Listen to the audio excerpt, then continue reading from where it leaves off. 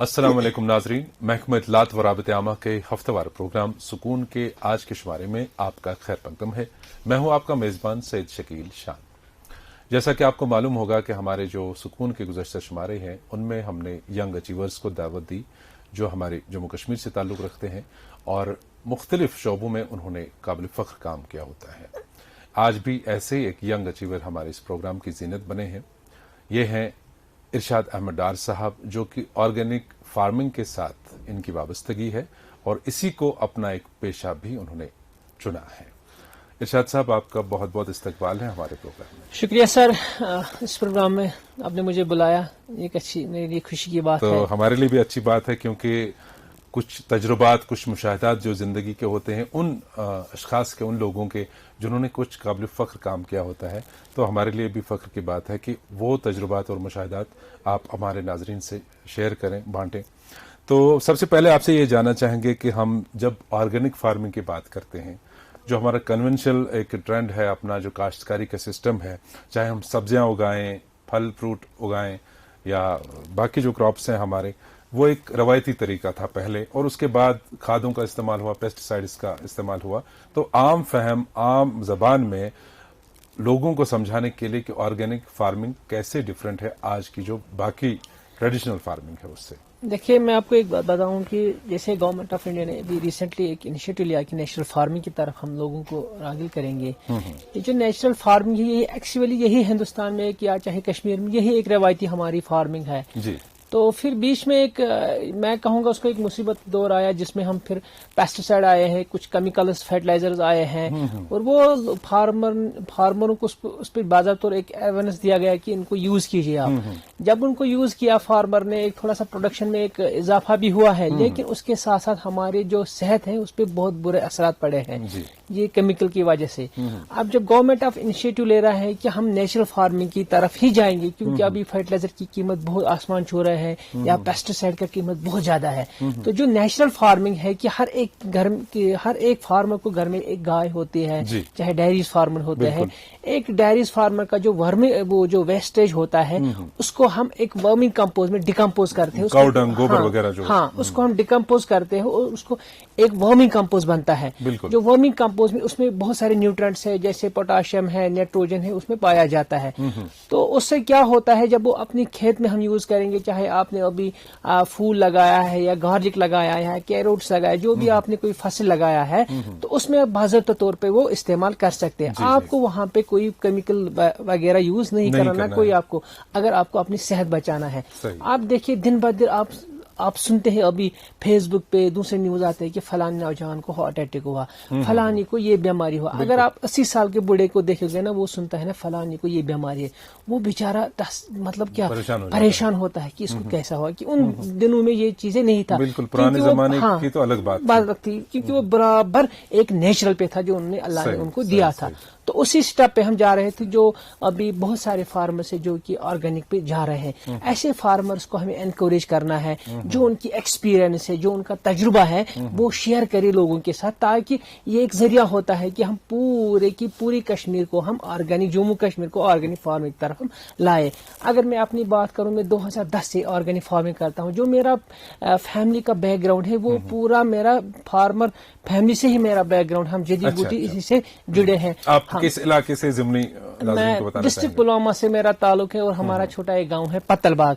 हम घर में यूजुअली सैफरन उगाते हैं, पैडी करते हैं, मशरूम ये करते हैं, मस्टर्ड बनाते हैं और सब्जियां करीबन हम 5-10 कनाल पे बनाते हैं। अच्छा, ये आपका ट्रेडिशनल घरेलू एक काम था? घरेलू काम था। तो मैंने जब पढ़ाई खत्म किया है तो मैंने सोचा कि मैं इसी शोबे में जाऊंगा। तो अल्लाह का शुक्र है कि मैं दूसरे लोगों का भी रोजगार आज देता हूँ, चाहे वो बाहर के लेबर से, यहाँ के लेबर से, वो मेरे पास काम करते हैं। इरशाद साहब, आपने यहाँ पे बात छेड़ी कि जो हमारे घरों में गाय वगैरह उनका जो फजलात होते हैं, गोबर वगैरह, उसको डिकम्पोज करने का जो ये प्रोसेस है, ये आप मैनुअली खुद करते हैं कि ये कहीं मशीनों के जरिए किया जाता है? इसको क्या है कि जो यूनिवर्सिटीज हमारे हैं या डिपार्टमेंट हजरात है, उनमें उनके पास एक अच्छे साइंटिस्ट होते हैं, तजुर्बा माहिर होते हैं।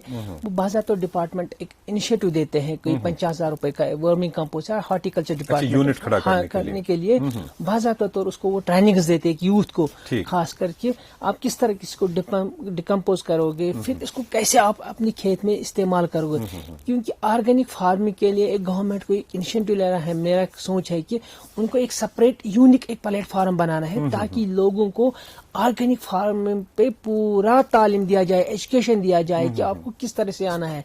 क्योंकि देखो अब हमें ऑर्गेनिक फार्मिंग एक नेचर है जो हम पहले करते, लेकिन अब हमें उस तरीके से नहीं जाना है, पुराने तरीके से नहीं, हमें आगे आना है विद द न्यू टेक्नोलॉजी। अब दिन ब दिन एक अच्छा टेक्नोलॉजी मौजूदा जो दौर है, तेज रफ्तार दौर है, और इसमें टेक्नोलॉजी को हमें फायदा उठाना है। अगर इन टेक्नोलॉजी को आपको फैलाना है पूरे जम्मू कश्मीर में, तो आपको एक यूनिक प्लेटफॉर्म्स, वर्कशॉप्स करने हैं, आपको ब्लॉक लेवल पे, पंचायत लेवल पे फार्मर्स को लाना है, उनको समझाना है। मानो कि एकदम हम कामयाब नहीं हो जाएंगे, लेकिन अगर 100 में 10 ही काम हम सिस्टमैटिक तरीके से इस पर काम किया जाए, इंशाल्लाह मुझे लगता है कि इसको ज्यादा देर तक नहीं लगेगा। अगर मैं अपनी पुलवामा की बात करूं, मुझे लगता है हम पुलवामा के लोग जो है वो ऑर्गेनिक फार्मिंग ही करता है, क्योंकि आपको पता है कि पुलवामा ऑन ऑफ कश्मीर है, वहाँ पे बहुत सारे डेयरीज फार्म है। वहाँ पे हमारा प्रोडक्शन में तो नंबर 1 पे है। तो जहाँ पे ये डेयरी प्रोडक्शन ज्यादा होगा ना, मिल्क प्रोडक्शन, वहाँ पे समझो कि कैटल पॉपुलेशन ज्यादा होगा। और वहाँ पे जो वर्मिंग कंपोस्ट, जो चाहे मटेरियल चाहे वर्मिंग कंपोस्ट के लिए जो वेस्टेज है, वहाँ पे पुलवामा में हमें वो दस्तियाब है। तो वहाँ पे लोग यूजुअली ये करते हैं अभी, लेकिन उतना एजुकेशन नहीं है लोगों के पास हमें किस तरह से ऑर्गेनिक फार्मिंग करना है, हमें किस तरह से अपनी बीमारियों से बचना है। अगर हमें डॉक्टर से दवाई से छुटकारा पाना है, रोज जो हम रोज दवाइयाँ लेते हैं, वो सब्जियां, वो चीजें खाने पीने की, वो फसल यूज करने जो कि फर्टिलाइजर्स और पेस्टिसाइड्स के असरात में ना हो।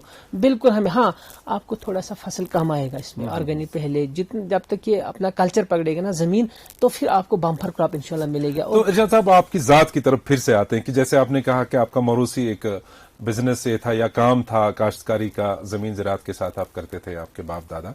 तो जब आपने शुरुआत की, उन्होंने तो वही ट्रेडिशनल चीजें अपनाई, चाहे नेचुरल तरीके से या फर्टिलाइजर्स, केमिकल्स वो भी यूज करते होंगे। आपने जब ये सोचा तो कितने जमीन पर आपने शुरुआत की, पहले शुरुआत जो आपने की ऑर्गेनिक फार्मिंग का? अल्लाह का शुक्र है उतना बड़ा जमींदार में नहीं हूँ, लेकिन है जमीन, अल्लाह का शुक्र है। करीबन 50-60 कनाल जमीन पे हमने शुरुआत किया। कि मैंने पहले आपको बताया कि जो हमारा सैफरान है वो बाय डिफॉल्ट है ऑर्गेनिक, उसमें कोई हम ना यूज फर्टिलाइजर करते हैं, ना कोई केमिकल करता है, ना उसको उसमें जरूरत भी नहीं है, वो अल्लाह का नेचर है, उसको लोगों ने नेचुरली रखा। ये शुक्र, मैं लोगों को इस बात पर शुक्रिया करता हूँ कि उन्होंने उसको उसमें ज्यादा छेड़छाड़ नहीं करते हैं। अब जो हमारे दूसरे जो हमारे रोजमर्रा की जिंदगी की जरूरत है, सब्जियां पे हमें ज्यादा स्ट्रेस देना है कि ऑर्गेनिक करो, क्योंकि हर एक घर में सुबह शाम सब्जियां यूज होते हैं, रोज होते हैं ये चीजें। तो इस पे हमें ज्यादा ध्यान देना है कि हमें सब्जियां ऑर्गेनिक। तो जब आपने शुरुआत की तो कौन सी सब्जी आपको पहले माइंड में आया कि जो ज्यादा कंज्यूम होती है? देखिए, मैंने पहला इनिशिएटिव लिया एक मटर पे और गार्लिक पे। अच्छा। तो गार्लिक पे और जो हमारे घर में थोड़ा रेड चिलीज होता है, उन पे मैंने किया है शुरुआत कि हम इस पे वर्मिंग कंपोज ही खाली करेंगे, क्योंकि मेरा एक शॉप भी चल रहा था, मैं उसमें मैंने बायो फर्टिलाइजर बाकी चीजें रखी है, तो मैंने वर्मिंग कंपोज और बायो फर्टिलाइजर यूज किया है। अच्छा। हालांकि आता है कम थोड़ा सा फसल पहले साल, लेकिन जब जमीन अपना कल्चर लेते हैं, उससे मिलता है, तो फिर एक बम्पर क्रॉप आपको मिलेगा। क्योंकि इंशाल्लाह मैं आपको अपने एक दिन अपना खेत पे भी ले जाऊंगा, मैं आप देखोगे कि इस टाइम मेरा कितना अच्छा गार्लिक लगा हुआ है, कितना अच्छा मटर लगा हुआ है। मैंने रिसेंटली कैरोट भी सोइंग किया है कि किस तरह से मैंने वो किया है, मैं आपको प्रैक्टिकली भी वो चीजें भी दिखाऊंगा। तो ये चीजें हमें तो इरशाद साहब, जैसे कि आपने शुरुआत की, आपने मटर उगाए, आपने मिर्ची उगाई, और उसके साथ साथ लहसुन की तो बहुत मांग होती है हमारे कश्मीर में, और ज़रूरत भी पड़ती है, और जो मेडिसिनल वैल्यूज भी हैं वो भी गार्लिक के बहुत सारे हैं। तो जब आपने शुरुआत की तो इसके लिए एक एक्सपीरियंस भी होनी चाहिए। तो आपने जब शुरुआत की एज ए लेमैन, क्या आपने रुजू किया उन कंसर्न मुतल्लिका इदारों से, डिपार्टमेंट से, कि इसके बारे में कुछ ट्रेनिंग, ओरिएंटेशन? बिल्कुल, मैं पहले सब उसके लिए शुक्रिया अदा करता हूँ। जो हमारे केवीकीज होता है, एक रिप्रेजेंटेटिव स्टेशन है स्कॉस्ट का, या डिपार्टमेंट, केंद्रीय या डिपार्टमेंट एग्रीकल्चर भी इन्होंने मुझे, मैं इंटरेस्ट था तो उनके पास मैं जाता था, डिपार्टमेंट ऑफ एग्रीकल्चर वाले, केवीज के वालों के पास। तो वो वहाँ से मैंने ट्रेनिंग्स लिया एक दिन। अच्छा। मैंने कई ट्रेनिंग्स किया है इस ऑर्गेनिक फार्म पे। तो फिर मैंने धीरे धीरे अब आजकल मैं लोगों को बता रहा हूँ कि आप किस तरह कीजिए। और डिपार्टमेंट ऑफ एग्रीकल्चर ने हमारे गाँव में बहुत ज्यादा मेहनत की। तो रिसेंटली आज से 1 साल पहले हमारा गाँव एक डिक्लेयर ऑर्गेनिक विलेज करार दिया गया। पूरा गाँव? हाँ, पूरा गाँव एक सेटिस्फाइड ऑर्गेनिक विलेज है, खास करके सब्जियों में। تو وہاں پہ ہمارا کٹل پاپولیشن بھی ماشاءاللہ بہت زیادہ ہے، گائے بھی ہے، دودھ تو آپ کا ورمی کمپوسٹ پہ اویلیبل ہوگا ہاں ٹھیک ٹھاک بالکل. تعداد میں. تو ضمنی یہاں پہ میں ایک بات دماغ میں آ جاتی ہے کہ فار ایگزامپل ایک ہمارا نوجوان ہے، کہیں اس کو شروعات کرنی ہے ایک کنال سے، ایک کنال لینڈ اس کے پاس اویلیبل ہے، تو کیا لگتا ہے آپ کے تجربات کو مد نظر رکھیے کہ اگر وہ اس پہ آرگینک فارمنگ تن من دھن سے کرے تو ایک کنال سے وہ کتنا کم سے کم ایئرلی کما سکتا ہے؟ دیکھیے یہ ڈپینڈ کرتا ہے آپ کا ایریا، پہلے دیکھنا ہے کہ کون سا ایریا ہے. اگر میں اپنے ایریا کی بات کروں، ڈسٹرکٹ پلوامہ قریباً 18 دن سے 20 دن تک وہاں ساگ تیار ہوتا ہے. اچھا، یہ مطلب سوائل کا بھی سائل جو سائل کی فرٹیلائٹی ہوتی ہے وہ دیکھنا ہے آپ کو.